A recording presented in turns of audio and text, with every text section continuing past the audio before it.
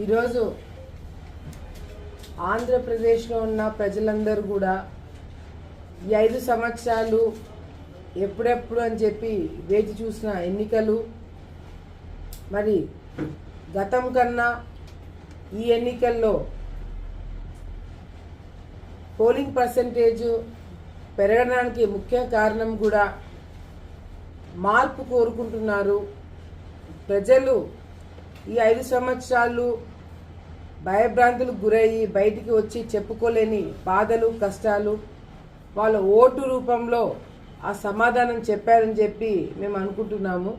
ఎందుకంటే ఈరోజు పోలింగ్ అయిపోయిన తర్వాత చాలామంది గ్రామస్తులు మేము కలిసిన తర్వాత వాళ్ళు చెప్పడము వాళ్ళ బూతులలో 93%, 91, 92, 85 ఇట్లా ప్రతి ఒక్క బూత్లో కూడా పర్సంటేజ్ పెరగడం జరిగింది. మరి పెద్ద శాతంలో మరి ప్రజలు బయటికి వచ్చి ఓటు వేయడమే కాకుండా ఎండ అనేది కూడా పక్కన పెట్టి 6:30కే వచ్చి బూతుల కాడ వెయిట్ చేయడం అనేది కూడా నిజంగానే ప్రజల్లో తిరుగుబాటుతనము, ఆ మార్పు రావాలనే ఆలోచన ఆ రోజు పోలింగ్ బూతుల కాడ చాలా స్పష్టంగా కనపడింది. అభివృద్ధి బాటలో మనం ఆలగడ్డ వెళ్ళాలి, ఆలగడ్డ అభివృద్ధి చెందాలి, అందరం బాగుండాలి అనే ఒక ఆలోచనతో ఈరోజు ప్రజలు ఓటు వేయడం జరిగింది. గతంలో పోలింగ్ ఆలగడ్డలో జరుగుతున్నప్పుడు కూడా చాలా సందర్భాల్లో చాలా చోట్ల కూడా గొడవలు జరిగినాయి. అందుకే ఆలగడ్డని ఎన్నికల కమిషన్ హైపర్ సెన్సిటివ్ ఏరియా కింద కన్సిడర్ చేసి ఇక్కడ ఎక్కువ ఫోర్స్ దింపడం కావచ్చు, పోలీస్ డిపార్ట్మెంట్ పైన ప్రెషర్ ఎక్కువ పెట్టడం కావచ్చు, ఇవన్నీ కూడా ఎన్నికల కమిషన్ సెంట్రల్ నుంచి కూడా మానిటర్ చేసి ఇక్కడ ఎటువంటి ఇబ్బంది కలగకుండా ఉండాలి అని చెప్పి కూడా అన్ని చర్యలు కూడా ఆ రోజు పోలింగ్ రోజు తీసుకోవడం జరిగింది.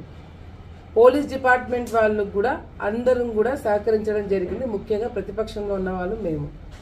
ఎందుకంటే ఈరోజు ఓటింగ్ పర్సంటేజ్ పెరగాల, ఓట్లు ప్రజలు బయటకు వచ్చి స్వచ్ఛందంగా ఓట్లు వేయాలా, ముఖ్యంగా మొదటిసారి ఓటు వేసే వాళ్ళు ఈ ఓటు వేసేటప్పుడు ఎటువంటి గలాటాలు జరగకుండా సాఫీగా జరిగితే వాళ్ళని కూడా రేపు పొద్దున ఓటు వేయడానికి బయటికి రావడానికి కూడా ఎటువంటి ఇబ్బంది లేకుండా ఒక బాగుంటుందని ఒక ఆలోచనతో కూడా మేము ఎవరం కూడా అటువంటి ఆలోచనలు గతంలో లేవు, ఇప్పుడు కూడా పెట్టుకోలేదు.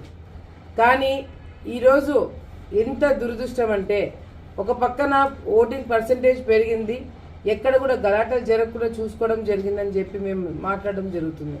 కానీ ఈరోజు గంగుల ప్రభాకర్ రెడ్డి గారు ప్రెస్ మీట్ పెట్టి మరి ఏదైతే ఆయన గాంధీజీ తర్వాత ఆలగడ్డలో ఆయనే అని చెప్పి అనుకొని మాట్లాడుతున్నాడు.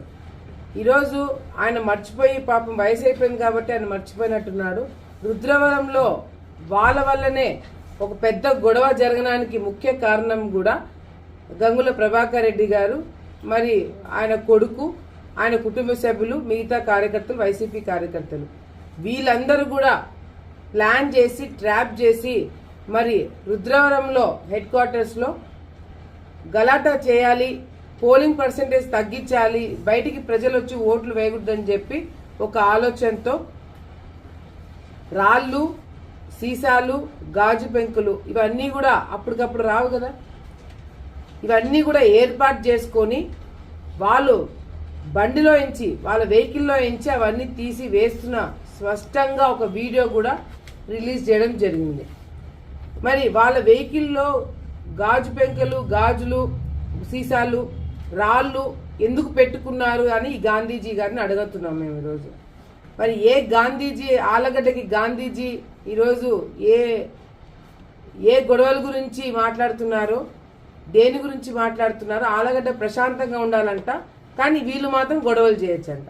ఆలగడ్డ ప్రశాంతంగా ఉండాలంట కానీ వీళ్ళు మాత్రం గాజు పెంకలు, గాజు గ్లాసులు, తర్వాత రాళ్ళు పెట్టుకుని కార్లలో తిరగచ్చంట. ఆలగడ్డ ప్రశాంతంగా ఉండాలంట, ఈసీ ఇచ్చిన పర్మిషన్ ప్రకారం క్యాండిడేట్ వెనుక 2 బండ్లు ఉండాలంటే వీళ్ళు 10 బండ్లు పెట్టుకుని తిరుగుతారంట. ఒక్కొక్క బండ్లో 10 మందిని కుక్కుని పక్క తాలూకా నుంచి మనుషులను తీసుకొచ్చి వీళ్ళు తిప్పుకుంటున్నారు. ఆలగడ్డ ప్రశాంతంగా ఉండాలంట కానీ ఎరుగుడు దించి మనుషులు దింపుకుంటారంట టౌన్లోకి. కానీ ఇవన్నీ మాట్లాడుతుంటే నిజంగా గంగుల ప్రభాకర్ రెడ్డి గారు మాట్లాడుతుంటే ఆయన ఇంకా ఈ 5 సంవత్సరాలు నిద్రపోయి ఇంకా లేచినట్టుగా లేరు, ఇంకా కలలు కంటున్నట్టుగా అనిపిస్తుంది.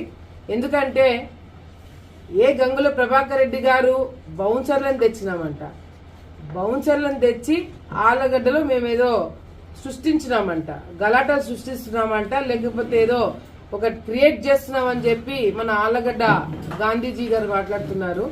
నిజంగంటే నేను ఆలగడ్డ గాంధీజీ గారు అయిన గంగుల ప్రభాకర్ రెడ్డి గారిని అడుగుతున్నాను, ఆలగడ్డలో నేను పోలింగ్ రోజు బయట తిరుగుతున్నప్పుడు కానీ, నేను కానీ, నా తమ్ముడు జగత్ విఖ్యాత్ రెడ్డి కావచ్చు, లేకపోతే నా కుటుంబ సభ్యులు కావచ్చు, నా భర్త కావచ్చు, మేము బయటికి తిరుగుతున్నప్పుడు ఏ ఒక్క బౌన్సర్ అయినా, ఏ ఒక్కడైనా ఎవడి కంటికన్నా కనిపించినారా? ఎవడైనా బూతుల దగ్గరికి పోయినారా? అసలు మా బండిలలో లోకల్ గా ఉన్న వాళ్ళు కాకుండా అవుట్ సైడర్స్ ఎవరైనా కూర్చున్నారా అనేది మీరు నిరూపించగలుగుతారా అని చెప్పి ఈరోజు మన ఆలగడ్డ గాంధీజీ గారైన గంగుల ప్రభాకర్ రెడ్డి గారిని మేము అడుగుతున్నాం. మేము పోలింగ్ బూతుల కాడికి వెళ్తున్నప్పుడు కావచ్చు, లోపలికి వెళ్తున్నప్పుడు కావచ్చు, సీసీ ఫుటేజ్ అన్ని చోట్ల పెట్టినారు కదా, డ్రోన్స్ పెట్టినారు కదా, ఎన్నికల కమిషన్ వాళ్ళు డ్రోన్స్ పెట్టినారు కదా, హైపర్ సెన్సిటివ్ ఏరియా కదా, వాళ్ళు పోలీస్ డిపార్ట్మెంట్ వాళ్ళు ఏం చేస్తున్నట్టుగా బయట నుంచి మేము తెప్పించుకుంటుంటే ఏ ఒక్కటైనా మీరు నిరూపించగలుగుతారా? వాళ్ళెవరో గేట్ కాడ ఎవడో ఫోటోలు దిగినాడంట, ఆ ఫోటోలు దిగిన వాళ్ళు బౌన్సర్లు అంట, బౌన్సర్లు మేము తెచ్చుకున్నామంటే మేము తిప్పుకున్నామా? ఎక్కడైనా బౌన్సర్లు మీకు బయట కనపడినారా? మీడియా మిత్రులు మాతో పాటే ఉండినారు. సో ఇవన్నీ దయచేసి ఇప్పటికైనా మీ పద్ధతులు మార్చుకోండి, ఇప్పటికైనా మీ పద్ధతులు మార్చుకొని మాట్లాడాలని చెప్పి తెలియజేసుకుంటూ, మరి అవుట్ సైడర్స్ నుంచి ఎందుకు వచ్చినారు? ఈరోజు ఆలగడ్డలో ఒక ఘటన జరిగింది. ఏంటి ఘటన? నా దగ్గర పనిచేసే ఒక వ్యక్తిని, ఆ వ్యక్తి పైన అటాక్ చేసినారు. ఎవరు ఆ వ్యక్తులు? బయట నుంచి వచ్చిన, నంద్యాల ప్రాంతం నుంచి వచ్చిన రౌడీ షీటర్లు. ఏదైతే నంద్యాలలో కానిస్టేబుల్ మర్డర్లో ఉన్న కొంతమంది వ్యక్తులు, వాళ్ళ గ్యాంగ్ కి సంబంధించిన కొంతమంది వ్యక్తులు, వాళ్ళు ఆలగడ్డకి ఎట్లా వచ్చినారు? వాళ్ళు ఆ కానిస్టేబుల్ మర్డర్ అయిపోయిన తర్వాత ఆ బ్యాచ్ 3 మర్డర్లు చేశారు నంద్యాలలో, కాంటాక్ట్ మర్డర్లు. అటువంటి వాళ్ళు ఆలగడ్డకి ఎట్లా వచ్చినారు? ఎవడు తీసుకొచ్చినాడు? అంటే నేనే తెప్పించుకొని నేనే మా వాళ్ళని మీద అటాక్ చేయించుకుంటానా? ఏమన్నా బుద్ధి జ్ఞానం ఉండి మాట్లాడుతున్నారా వైసీపీ నాయకులు? మా ఇంటి ముందర నా వ్యక్తి పైన అటాక్ జరిగింది, బయట నుంచి వచ్చిన వాళ్ళు అటాక్ చేసినారు. ఆ గ్యాంగ్ లో ఉన్న ఒక వ్యక్తి గంగుల కిషోర్ రెడ్డి కొత్తపల్లికి తీసుకోబోయి ఆ వ్యక్తిని ఏజెంట్ కూర్చోబెట్టాలని చెప్పి ప్రయత్నం చేస్తున్నాడు. మరి వైసీపీ నాయకులు గూండాలని, రౌడీ షీటర్లని, పక్క తాలూకాలో ఉన్న వాళ్ళని అక్కడ ఉన్న వాళ్ళని తీసుకొచ్చి ఇక్కడ ఏజెంట్ కూర్చోబెట్టడానికి ఎందుకు ప్రయత్నం చేసినారు? కొత్తపల్లెల్లో ఆ వ్యక్తులు తిరగడం అనేది కూడా పోలీసులు గమనించినారు. ఆ సీసీ ఫుటేజ్ కూడా బయటికి వచ్చినాయి.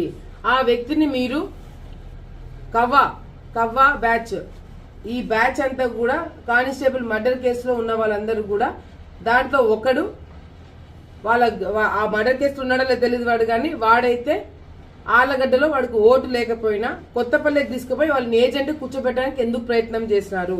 వాళ్ళని అక్కడి నుంచి పంపించేస్తే కొత్తపల్లి ఊరు బయటికి వెళ్లి అక్కడ కొంతమంది రౌడీలని పెట్టి అక్కడ గలాటా చేయాలని చెప్పి అనుకున్నారా లేదా అనేది కూడా పోలీస్ ఇన్వెస్టిగేషన్ లో బయటపడుతుంది.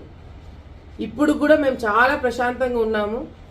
పోలీసులు ఏదో చేస్తాం మేడం, మేము కంపల్సరీగా న్యాయం చేస్తాము, ఇన్వెస్టిగేషన్ చేస్తున్నామని చెప్పి అంటున్నారు. కాబట్టి కూడా నేను వెయిట్ చేస్తా.